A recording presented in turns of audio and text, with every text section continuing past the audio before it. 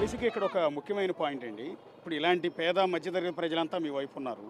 రాష్ట్రంలో ఒక సామాజిక వర్గం, పర్టికులర్గా మీ సామాజిక వర్గం, మీ సొంత సామాజిక వర్గం వైఎస్ఆర్ కాంగ్రెస్ పార్టీకి, జగన్కి పూర్తిగా వ్యతిరేకంగా ఉందన్న భావన జనాల్లో ఎక్కువగా కనిపిస్తుంది. ఆ ఓట్లన్నీ ఈసారి చింతమనేని వైపుకి వెళ్ళే అవకాశం లేదా? దెందులూరు కాన్స్టిట్యున్సీలో పర్టికులర్గా కమ్మ సామాజిక వర్గానికి సంబంధించిన ఓట్లు కూడా చాలా ఎక్కువగా ఉన్నట్టున్నాయి కదా? కానీ ఈరోజు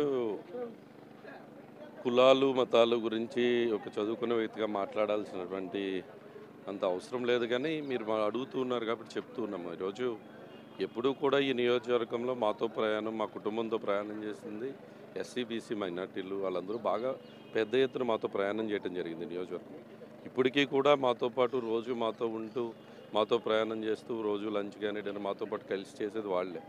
అలా అని చెప్పి ఈరోజు మిగతా ఉన్న వాళ్ళందరూ కూడా మాకు దూరం అయ్యేముండరు. ఈరోజు మిగతా ఎవరు ఓసీల్లో పేదలు ఎవరున్నా, వాళ్ళకి ఏ కష్టం ఉన్నా మా దగ్గరికి వస్తారు, అన్ని పనులు చేయించుకుని వెళ్తారు.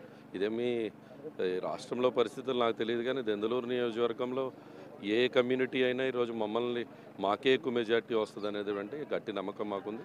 ఈరోజు అది కమ్మాస్ అవనండి, కాపులు అవనండి, బ్రాహ్మణులు అవనండి, క్షత్రియులు అవనండి, వాళ్ళందరికీ కూడా ఏ కష్టం వచ్చినా అబ్బాయి చౌదరి కానీ మా నాయకులు కానీ ఎప్పుడు నిలబడ్డాం వాళ్ళతో పాటు. సో తప్పకుండా వాళ్ళు కూడా ఈరోజు మాతో ఎప్పుడు ఎవరూ డిఫర్ అవ్వలేదు. అందరూ మాతో ప్రయాణం చేస్తూనే ఉన్నారు. ఈరోజు లండన్ నుంచి రాగానే రాజకీయాల్లో అడుగు పెట్టగానే ఇచ్చారా, మళ్ళీ పూజ చేశాడు, గుడ్డ కట్టి ఉంది కదా మీది చేపిస్తాలే. లాస్ట్ టైం చెప్పించుడు మళ్ళీ కట్టి ఇప్పుడు దాకా నడిచాం బాబు. లండన్ నుంచి మీరు రాగానే పాలిటిక్స్ మీద మీకు పూర్తిగా అనుభవం లేకపోయినా డైరెక్ట్గా రాజకీయాల్లో దిగారు. చింతమనేని లాంటి ఒక బలమైన వ్యక్తిని ఢీకొన్నారు. 2 సార్లు ఎమ్మెల్యేగా గెలిచిన తెలుగుదేశం పార్టీలో కీలకమైన నేతగా ఉన్న చింతమనేని ఓడించారు, అసెంబ్లీలో అడుగుపెట్టారు. మొదటిసారి అదంతా సక్సెస్ అయింది. రెండోసారి మళ్ళీ అబ్బాయి చౌదరిని ఎందుకు గెలిపించాలని అడిగితే డెఫినెట్గా మంచి క్వశ్చన్ అడిగారు. ఈరోజు అదే చెప్తూ ఉన్నా.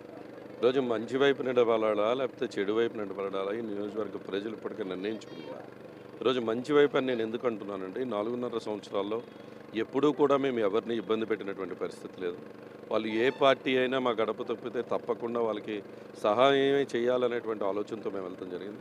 అదేవిధంగా అభివృద్ధి సంక్షేమం విషయంలో ఎక్కడా కాంప్రమైజ్ అవ్వకుండా, అవసరమైతే ఢిల్లీ వెళ్ళైనా ముఖ్యమంత్రి గారి దగ్గరికి తిరిగైనా సరే ప్రతి ఒక్క విషయంలో కూడా అభివృద్ధి సంక్షేమం చేసుకుంటూ నియోజకవర్గం ముందుకు తీసుకెళ్ళాం. డెఫినెట్గా ఈరోజు చాలా బలంగా మేము భావిస్తూ ఉన్నాం. ఎందుకంటే ప్రజలు ఈరోజు, నేను దాదాపు 70,000 కుటుంబాలు గడప గడప చేశాను ఈ పాదయాత్ర ముందు. ఇప్పటికి 300 కిలోమీటర్ల పాదయాత్ర దగ్గరగా చేస్తున్నాను. ఏ గ్రామం వెళ్ళినా ప్రజల దగ్గర నుంచి వాళ్ళకి మంచి జరిగిందన్న నాకు మీ ప్రభుత్వం వచ్చాక అని చెప్తున్నారు. అందుకే చెప్తూ ఉన్నారు, ఈరోజు అబ్బాయి చౌదరి వచ్చాక ఈ నియోజకవర్గంలో వాళ్ళకి మంచి జరిగితేనే రేపు నాకు ఓటు వేయమనండి.